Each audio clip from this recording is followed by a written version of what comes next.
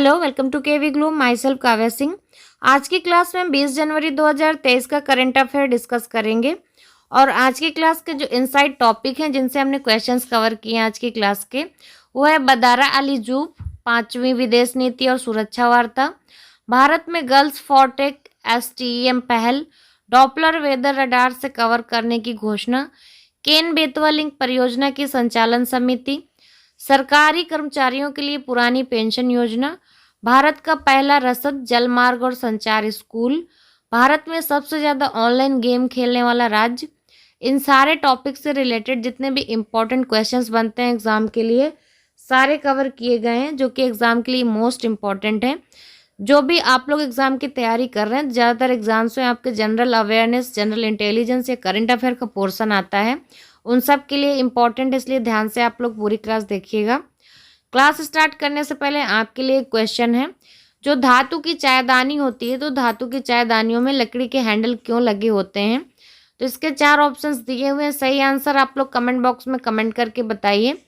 Class के and में इस क्वेश्चन को हम लोग डिस्कस करेंगे। स्टार्ट करते हैं आज की क्लास। पहला क्वेश्चन है आज का, बदारा अली जूब किस देश के उपराष्ट्रपति थे जिनका भारत में निधन हो गया है?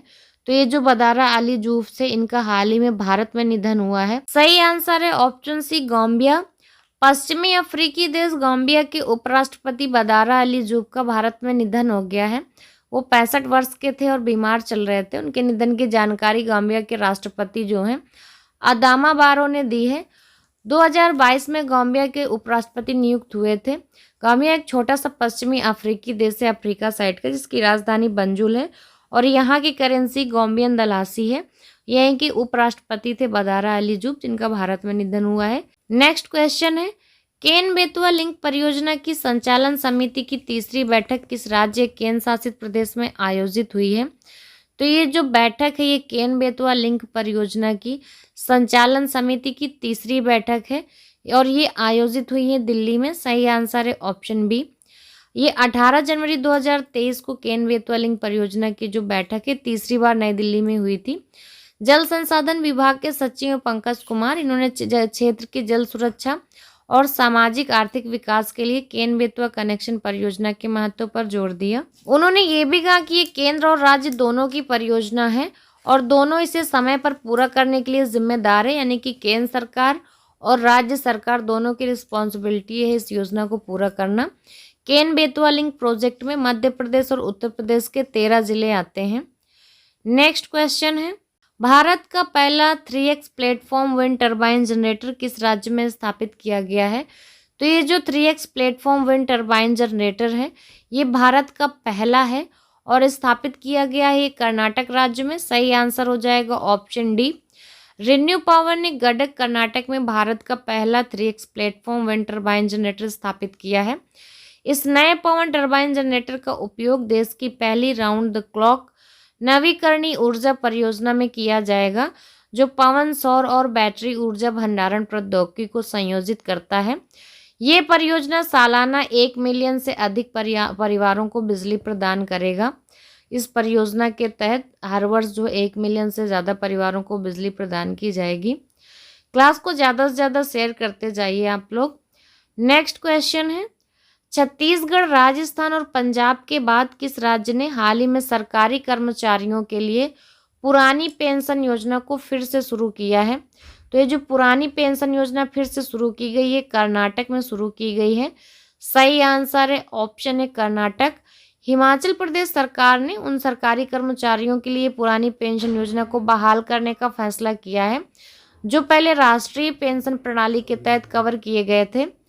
इससे पहले छत्तीसगढ़, राजस्थान और पंजाब में पुरानी पेंशन योजना लागू की गई थी। इस फैसले से लगभग 1.36 लाख राज्य NPS कर्मचारियों को लाभ होगा। नेक्स्ट क्वेश्चन है, हाल ही में किस कंपनी ने भारत में गर्ल्स फॉरटेक STEM पहल के दूसरे फेज की शुरुआत की है? तो ये जो भारत में गर्ल्स फॉरटेक STEM पहल के शुरुआत हुई है, दूसरे फेज की शुरुआत हुई है और इसकी शुरुआत की मास्टर कार्ड ने। सही आंसर हो जाएगा ऑप्शन ए। मास्टर कार्ड ने हाल ही में भारत में ये जो चलाई जा रही है गर्ल्स फॉरटेक STEM, यानी कि विज्ञान S से साइंस, T से टेक्नोलॉजी, E से इंजीनियरिंग और M से मैथ, विज्ञान प्रौद्योगिकी, इंजीनियरिंग और गणित एजुकेशन पहल के जो दूसरे फेज की शुरुआत की है। ये प्रोग्राम अमेरिकन इंडिया फाउंडेशन और मास्टर कार्ड इम्पैक्ट फंड की साझेदारी की एक पहल है। दोनों के शेयर में ये पहल शुरू की गई है। गर्ल्स फोर्ट एक कार्यक्रम भारत के 6 राज्यों में विस्तारित है, यानी कि जो भारत के 6 राज्य हैं वहाँ पर ये विस्तार हुआ है इस कार्यक्रम का।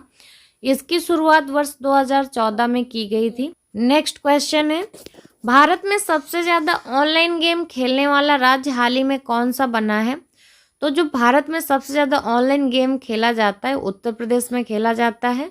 सही आंसर हो जाएगा ऑप्शन ए उत्तर प्रदेश। भारत में सबसे ज़्यादा ऑनलाइन गेम खेलने वाले राज्यों में उत्तर प्रदेश के बाद महाराष्ट्र, महाराष्ट्र के बाद राजस्थान, बिहार और फिर पश्चिम बंगाल का नंबर आता है।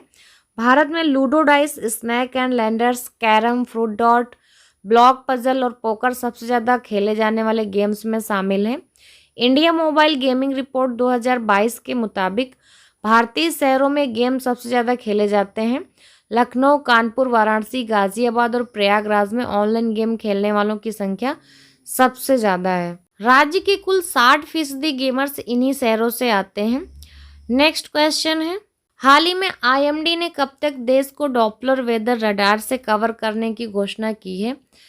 तो आईएमडी ने घोषणा की है देश को डॉपलर वेदर रडार से कवर करने की घोषणा कब तक की है? तो ये की है 2025 तक। सही आंसर हो जाएगा ऑप्शन डी। केंद्रीय मंत्री जितेंद्र सिंह, उनके अनुसार खराब मौसम के संबंध में मौसम विभाग के जो पूर्वानुमान की सटीकता में पिछले 8 से 9 वर्षों में 40% तक सटीकता बढ़ी है। उन्होंने ये भी कहा है कि साल 2025 तक पूरा देश डॉपलर रडार से कवर हो जाएगा। भारतीय मौसम विज्ञान विभाग के 148वें स्थापना दिवस पर जो आयोजित हुआ था समारोह, उसको संबोधित करते हुए केंद्रीय मंत्री ने कहा कि मौसम के पूर्वानुमान में सुधार की वजह से आपदा से संबंधित मृत्यु दर घटकर इकाई अंक में आ गई है। देश में मौसम विभाग की भविष्यवाणी आने वाले समय में और सटीक होगी, यानी कि जो मौसम की भविष्यवाणी की जाती है आने वाले समय में और सटीकता होगी उसमें। नेक्स्ट क्वेश्चन है, भारत और किस देश ने हाल ही में 5वीं विदेश नीति और सुरक्षा वार्ता आयोजित की है? तो भारत और दक्षिण कोरिया ने हाल ही में 5वीं विदेश नीति और सुरक्षा वार्ता आयोजित की है। सही आंसर है ऑप्शन डी। विदेश मंत्रालय के सचिव हैं सौरभ कुमार। सौरभ कुमार ने दक्षिण कोरिया की आधिकारिक यात्रा की और अपने कोरियाई समकक्ष चो ह्युंडोंग के साथ 5वीं विदेश नीति और सुरक्षा वार्ता की सह अध्यक्षता भी की। 17 जनवरी को समाप्त हुई थी ये 2 दिन की वार्ता। इसके दौरान दोनों पक्ष व्यापार और निवेश, सुरक्षा और रक्षा विज्ञान और प्रौद्योगिकी के साथ साथ सांस्कृतिक और लोगों से लोगों के बीच आपसी सहयोग के क्षेत्रों में सहयोग को गहरा करने पर सहमत हुए हैं। नेक्स्ट क्वेश्चन है, हाल ही में भारत का पहला रसद जलमार्ग और संचार स्कूल कहाँ लॉन्च किया गया है? तो जो भारत का पहला रसद जलमार्ग और संचार स्कूल है ये लॉन्च किया गया है त्रिपुरा में। सही आंसर हो जाएगा ऑप्शन ए। अगरतला में भारत का पहला स्कूल ऑफ लॉजिस्टिक, वाटरवेज और कम्युनिकेशन लॉन्च किया गया। केंद्रीय बंदरगाह, नौवहन और जलमार्ग और आयुष मंत्री हैं सर्बानंद सोनोवाल। तो सर्बानंद सोनोवाल ने त्रिपुरा के मुख्यमंत्री जो हैं डॉक्टर माणिक साहा के साथ संयुक्त रूप से स्कूल का उद्घाटन किया। इस स्कूल का उद्देश्य क्षेत्र में प्रतिभा के समृद्ध पूल को विश्व स्तर के विशेषज्ञ बनने में सक्षम बनाना है। क्लास के स्टार्टिंग में आपसे क्वेश्चन पूछा था कि धातु की चायदानियों में लकड़ी के हैंडल क्यों लगे होते हैं? तो जो धातु की चायदानी बनती हैं इनमें लकड़ी के हैंडल लगे होते हैं क्योंकि लकड़ी ऊष्मा की कुचालक होती है। सही आंसर हो जाएगा ऑप्शन ए। कल की क्लास के स्टार्टिंग में आपसे क्वेश्चन पूछा था कि आज़ाद हिंद फौज की स्थापना किस देश में की गई थी? तो जो आज़ाद हिंद फौज थी इसकी स्थापना की गई थी सिंगापुर में। स्थापना किसने की थी? तो सुभाष चंद्र बोस जी ने की थी और इसका सही आंसर दिया है प्रीति दिवाकर जी ने। कल की क्लास के एंड में क्वेश्चन पूछा था हाल ही में नेशनल स्टार्टअप डे कब मनाया गया है? तो नेशनल स्टार्टअप डे अनाउंस किया गया है मनाने के लिए 16 जनवरी को। ये अनाउंस किया पीएम मोदी जी ने। सही आंसर था ऑप्शन डी।